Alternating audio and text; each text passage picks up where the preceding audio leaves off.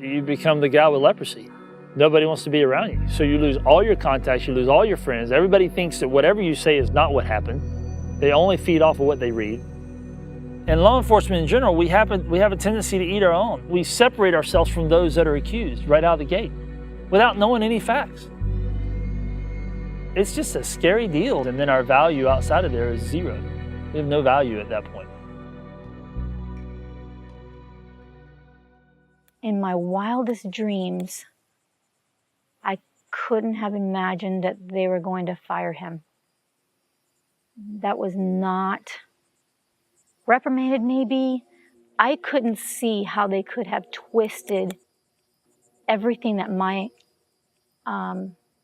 brain had wrapped itself, comprehended. I couldn't see how they could have twisted all of that to firing him.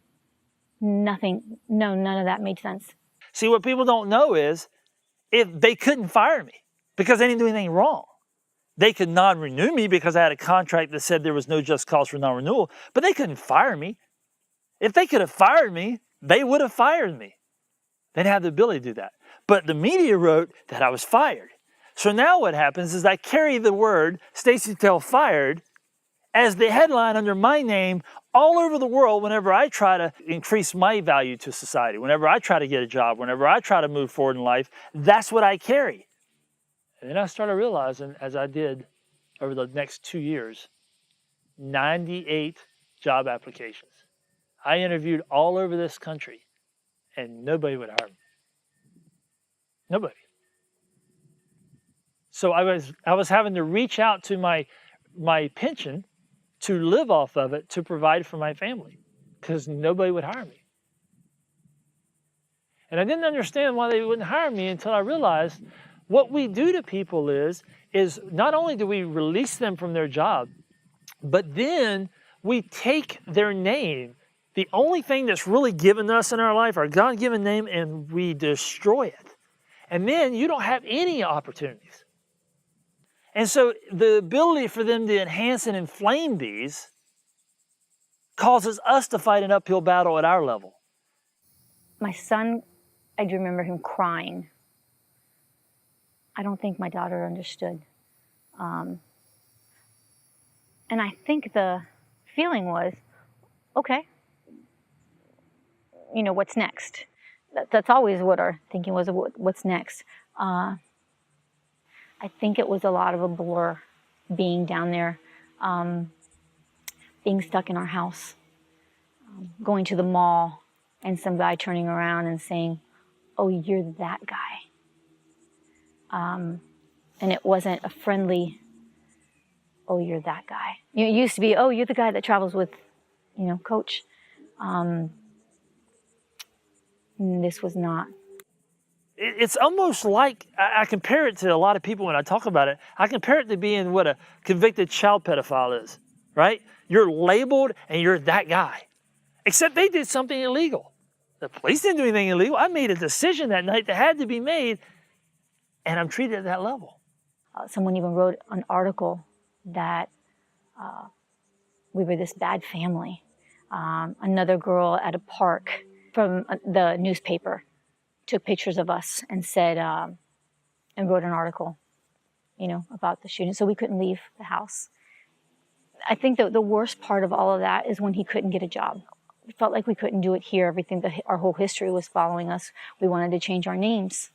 You sell your wedding ring. You've got 2 weeks left of your rent. And you're thinking of the family who's going to take your children. And that you know they do a good job. And you and your husband are just going to leave and try to make ends meet. So I had to leave. So I moved over to the town I currently live in. And I have no desire to do police work. Who would? Who wants to do police work after the thing you put your heart and soul into for almost 18 years is destroyed? And now your name's destroyed. So I moved over here and I thought, well, I'll get a part-time job. I'll get a job to try to see what I can do over here.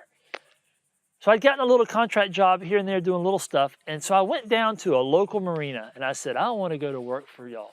I've always wanted to work at a marina. I was in the Navy. I thought, what a great job.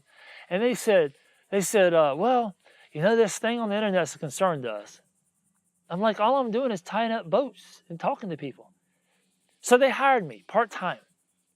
They said, we'll hire you part-time and see how it goes. So there I was, my kid's first day at school.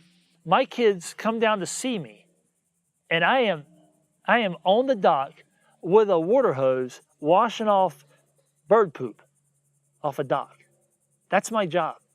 So my son, who was a freshman in high school, who saw his dad doing all these things and making all these decisions and running these big events and running events with 250 cops and 100,000 attendees and traveling the country and speaking all over the place, is standing there washing bird crap off of a dock. That's his job. And I kept trying to get jobs, and I kept trying to get jobs, and I kept thinking, what am I going to do? What am I going to do? So I ran into some administrators at a local agency here. They asked me about my background. I told them what's going on. They said, if you ever want to come work for us, work for us. And I had to go back to police work. And I had this somber response, so I had to go back to police work. But I did. I mean, if you're the manager, you don't want to go back and stock the shelves. If you're the CEO, you don't want to go back and sweep the floors. And when you're at a level where you're starting to move forward in life, and life's going to give you rewards for all your effort, and you sacrifice your time with your spouse and your time with your kids, and you put in all your effort, it didn't change because I was stealing from the kitty whenever I was in the house checking on a burglary call. No, it changed because we make a law enforcement decision that has to be made, that everybody else has all this time to evaluate, and you lose not your job, not your home and family situation, the ability to gain employment, the ability to provide for your family, and then you go back to where you started 20 years earlier. And something has to change. You think that when you go through something like this, that if it could just give someone hope, purpose to continue, not to seek revenge, to just hang in there. If someone can get hope for all this, it was worth it. I always say this when I speak. I always tell people that every human being is dealt a deck of cards. We all have a deck of cards right now. My question to you is, where is your deck of cards? Is it in your back pocket?